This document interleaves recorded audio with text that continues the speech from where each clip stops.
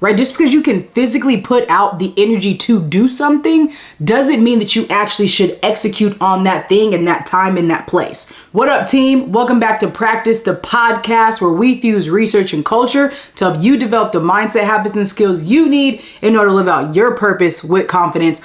I'm your host, Coach Rees, and it's time to get better. Let's grow. We talking about practice, not a game.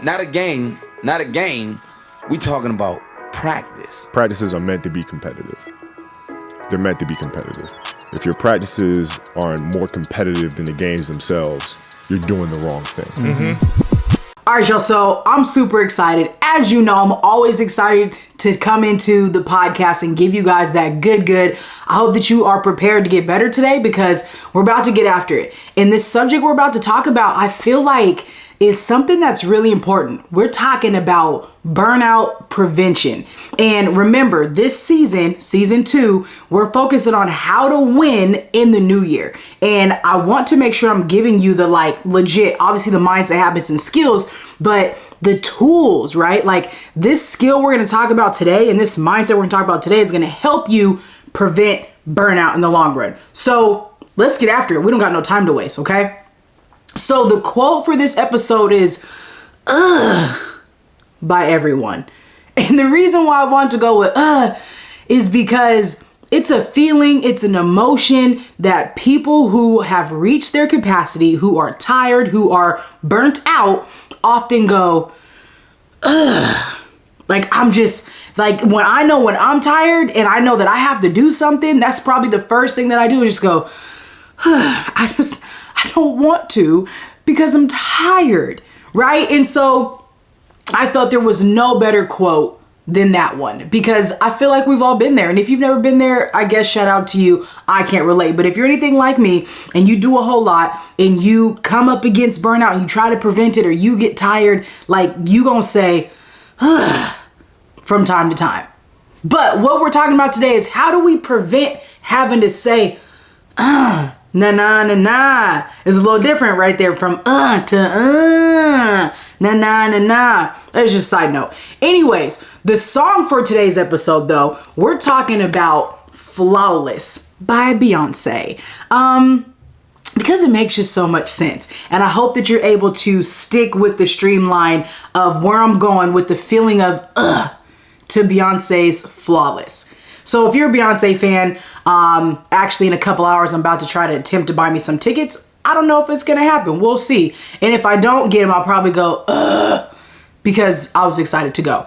So Flawless, right? If you think about the song, she's talking about, I woke up like this, because she's flawless, right? But it's an empowerment song for us to be like, ladies, you're flawless, right? However you wake up, you are flawless. And what's dope though is she also talks about like her mindset and how like her sister told her to speak her mind and her man put some respect on her. Her mama taught her this, her daddy taught her that, like all these different things. But I understand the premise of that song. But what I want to talk about though is how oftentimes our need to be perfect and be flawless drives our perfectionism thought process that leads us to burnout.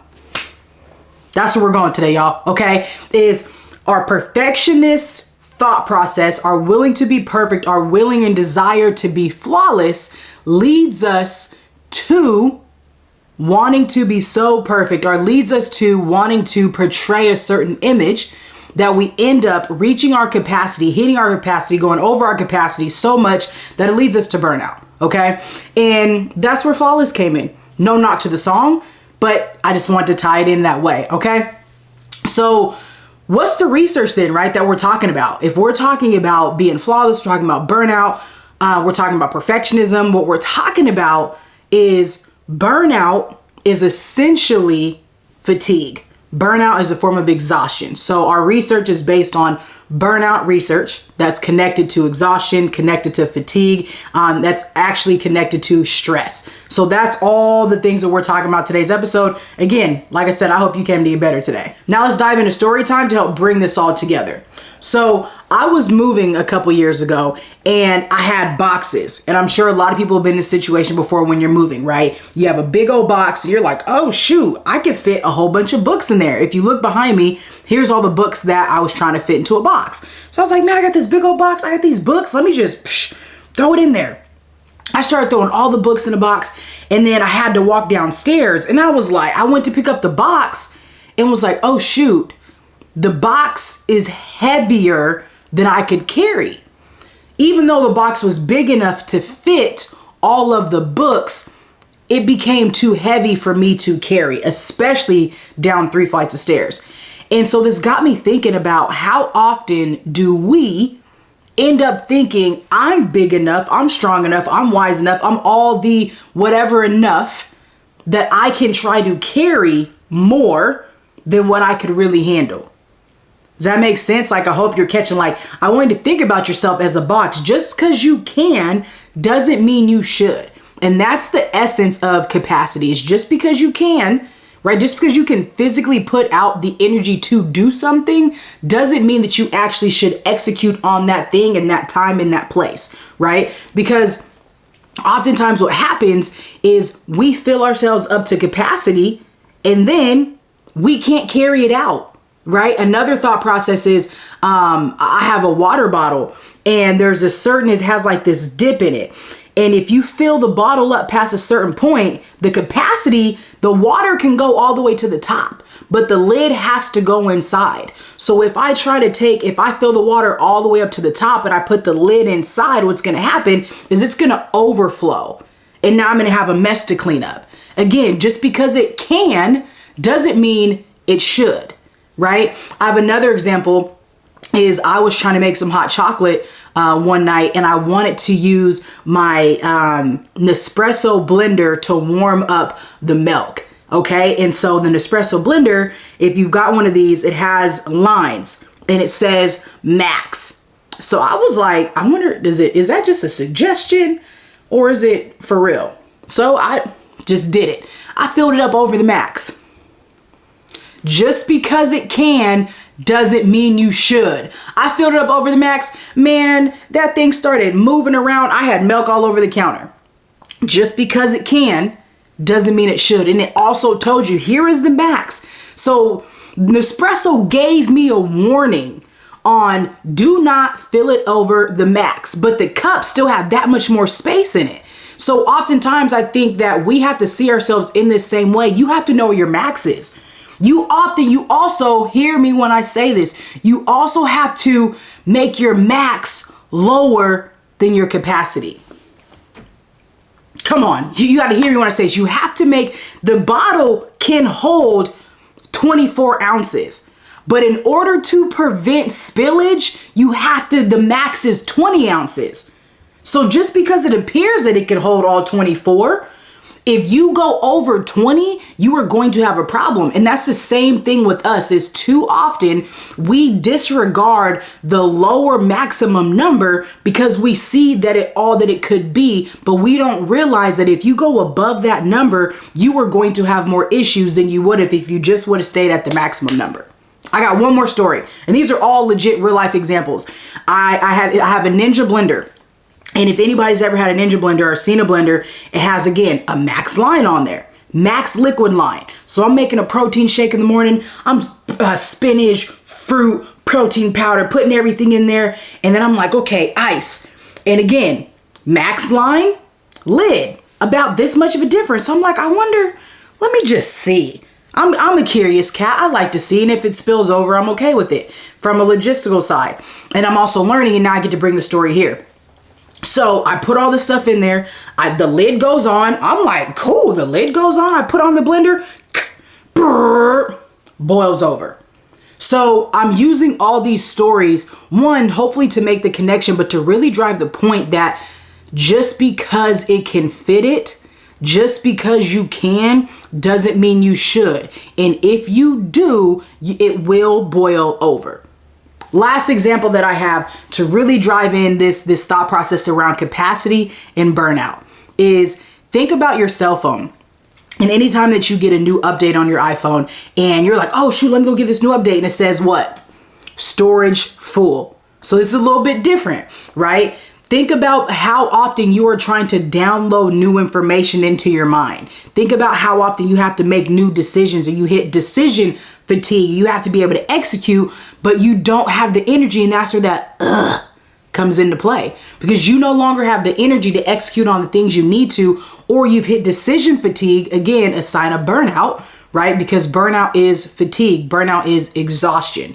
And so now you cannot download new things. You cannot execute on new things. You are now can't make new decisions because you've reached your capacity, because you're holding on to so much, because your capacity is so full, y'all.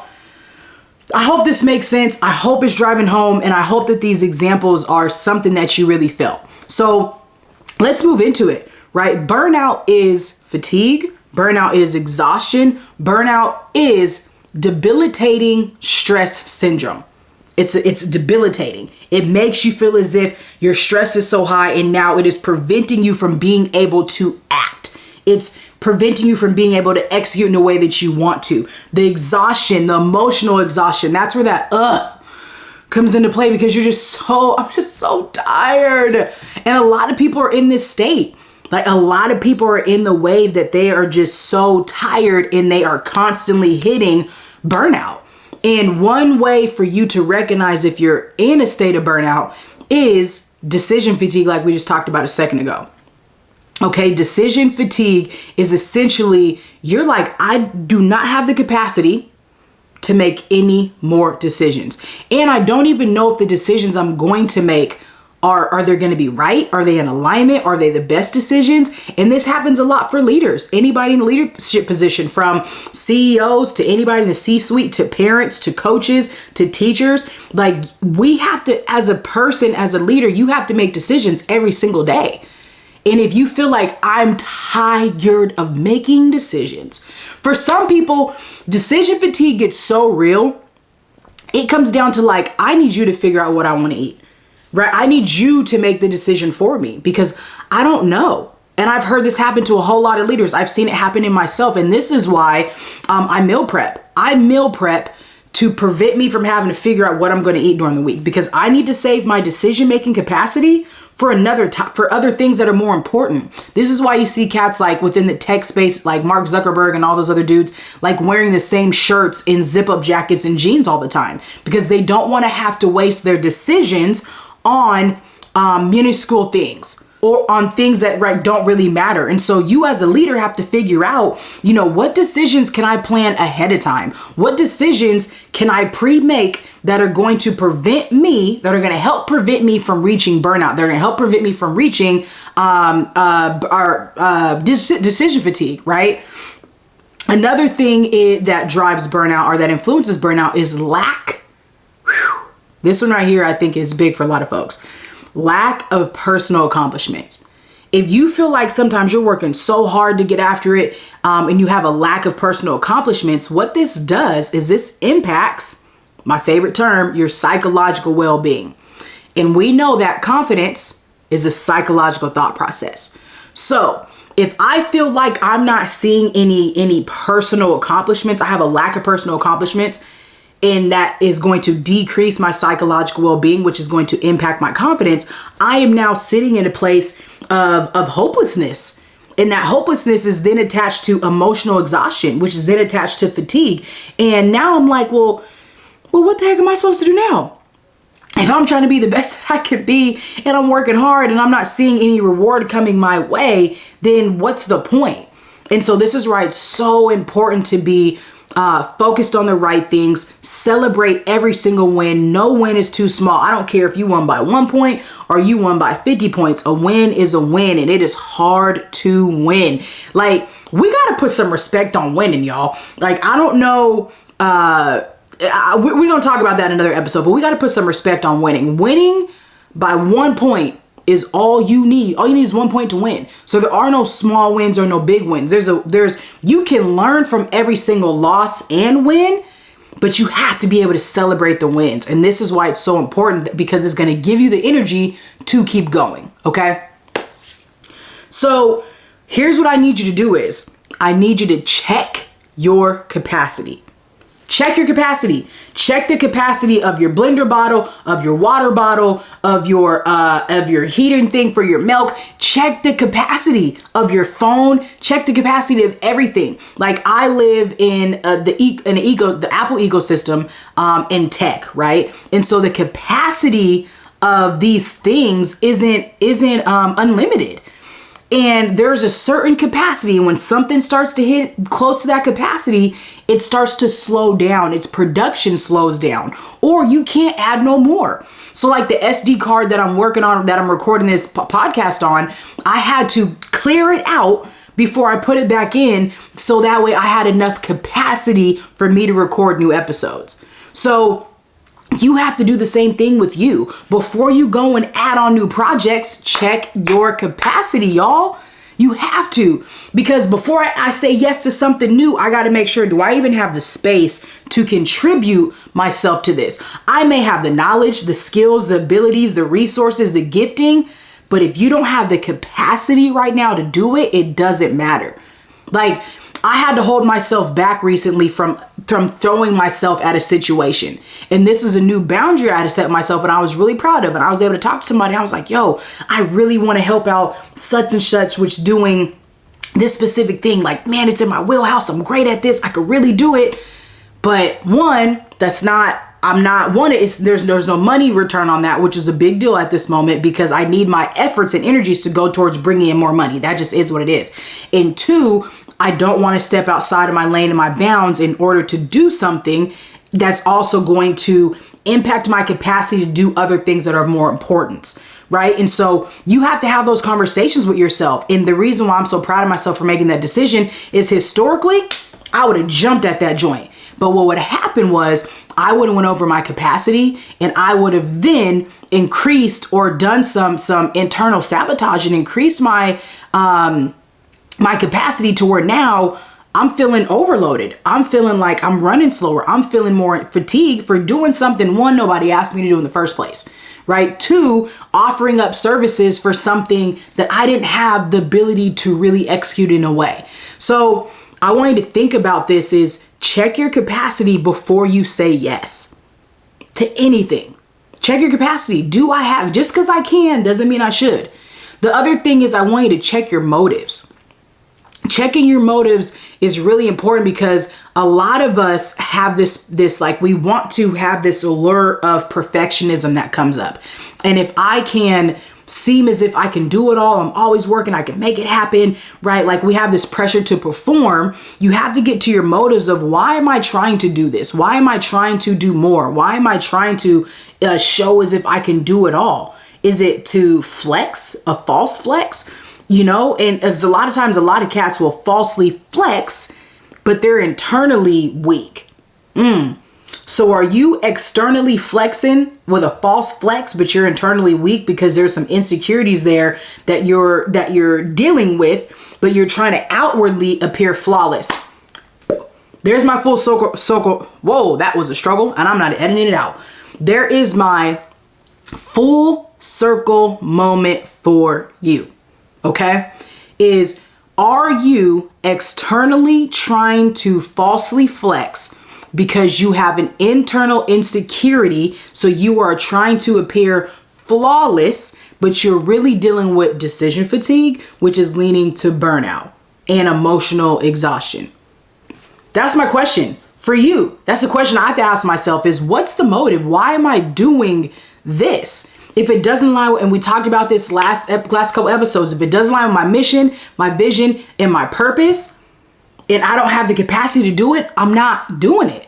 Because if I'm only doing it to make myself appear puffed up, I'm making myself appear a specific way, I'm doing it for the gram or something else, then I can't. Then it goes against me. Now I'm being inauthentic to me. Now I'm playing myself in order to just show off for somebody else. And that doesn't align with my values. So before you make decisions, y'all, you got to check. Does it align with my mission? Does it align with my vision? Does it align with my purpose? And should it be done right now? For some things, it's not a never. It's just a not right now. So until you can finish one thing, don't bring on that much more, because it's only going to ultimately end up hurting you, and there's going to be a mess that you'll have to clean up at the end of it. Okay? So here's a couple things that I want us to think about is time is fixed. So you either need to wake up earlier or do less. This is something that I started to notice around like 18, 19 years old, once I started to really try to be working towards being a high performer in all these areas. It was, since time is fixed, and I believe that God doesn't make mistakes, there's 24 hours in a day, 7 days a week, regardless of, we know that time is a social construct. It doesn't matter. It's not going anywhere, right? You can't live off of your own time structure and think that it's just going to work within society. It doesn't. And so since I know time is fixed, I understand the hours and it's the same every single day, then I either need to wake up earlier or I need to do less. Those are my two options. The second thing I had to realize as a full-time entrepreneur who has a massive vision is there is always going to be something to do, regardless. There's always going to be something to do. I could be working for 24 hours and feel like I haven't done enough. So I had to get to a place that says, you know what? The 24 hours are going to stay the same. I can still wake up early and I can still adjust my schedule, but I have to make peace with the fact that there is always going to be something to do. That's it. And especially even when I get a team, there's always going to be something to do because I have a vision and I want to maximize my vision and my potential. So there will never be a day where I wake up like, wow, I don't got nothing to do today. There's always something to do. There's always something I could do, but that doesn't mean I need to execute on it right then and there. This is where priorities come into play. And if I'm going to prioritize rest within my process, I have to make peace with that as well. I have to make peace with, even though there's stuff to do, right now I'm going to prioritize family time.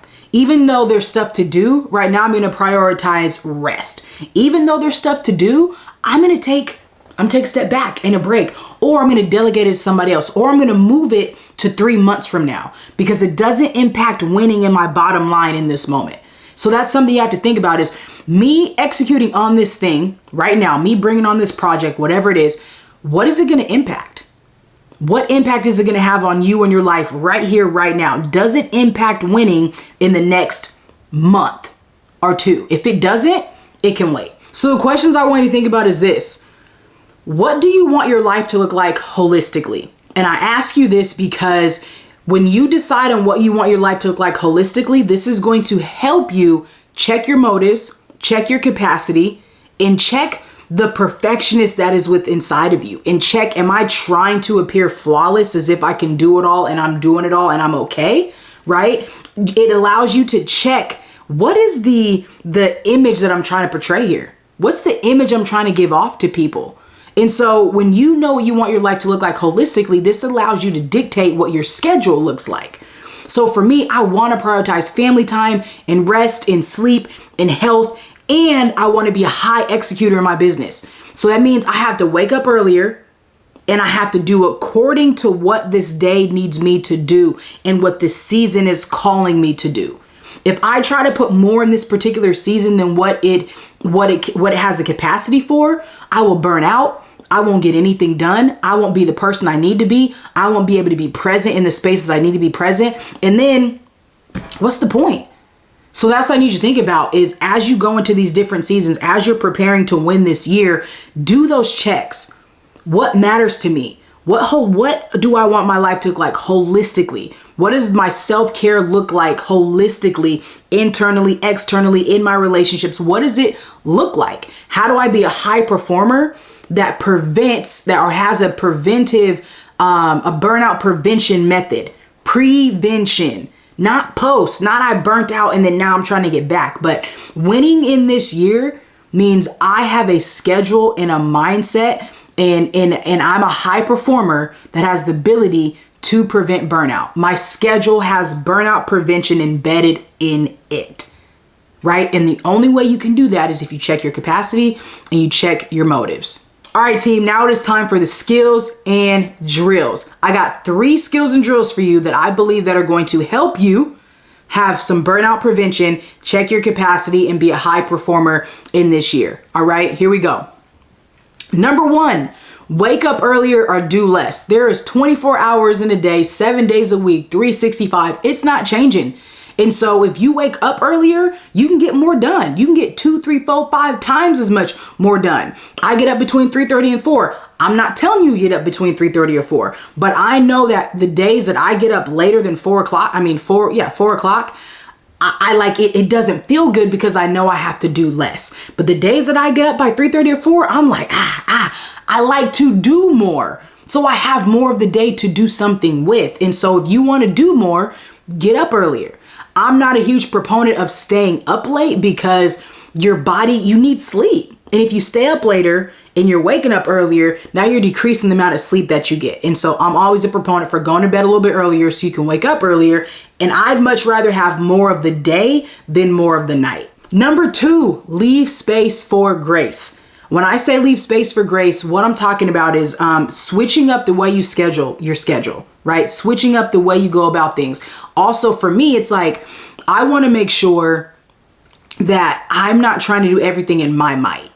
I want to leave space for God to do whatever they got to do. You know what I'm saying? Like in the wave, like it's not all in my might. And so me taking rest, me taking breaks, me having family time, all those things is leaving space for grace to come in and me be like, wow, like I put in the work, but God, you still came through in all these other areas. And so I'm encouraging you, leave space for grace, because for a lot of us, you could be working for 24 hours and still feel like you've never done enough. So you have to give yourself space for grace and forgiveness, and know that like perfection isn't sexy. That's it. Perfection isn't sexy. Number 3, show your work. So what that means is I have just started to do this thing on IG, where IG and TikTok, to where I'm now like showing the process of what it's like to be me and do me and all the things that I'm getting done. And as I was writing my show your work to get ready to post this week, I was like, wow, I do a lot. But the other part of that though is I was like, wow, what about the days that I don't do a lot? Am I going to feel bad? But that's where I have to go back. A value to me is living space for grace. And it's not about what other people externally think, like, wow, you didn't accomplish 15 things today. You only got done 4. Like I had to have that conversation, was like, nah, it's cool. Because this is my process and I'm going to reap whatever it is that I sow. And God, I'm going to water and God's going to water. We're going to call it a day. But I say show your work because it made me proud, right? It made me proud of the momentum of seeing the fruit, but also seeing the seed that went into it. So I think that if you show your work, it's going to help you realize, 1, you're probably actually doing a whole lot. 2, it's going to allow you to be really proud of yourself. And 3, it's going to increase that pride in your mind. It's going to increase your hope and your optimism. And it's going to allow you to keep going. All right, y'all. So I hope that this episode was beneficial to you. I hope that you came here and you got better, and that you, take the message from Beyonce that yes, you are flawless. In my words, you are good enough right where you are, as you are, with who you are. But I don't want that to drive a perfectionist thought process that influences you internally to try to show out externally that you are trying. You're just like, what are you trying to, what's the flex? No false flexes. All right. But I hope you felt like you came to practice and got better today. This is Practice the Podcast. I'm your host, Coach Rees. Thank you for being here. And remember that you are worthy of being the model that somebody needs you to be. Until next time. Peace.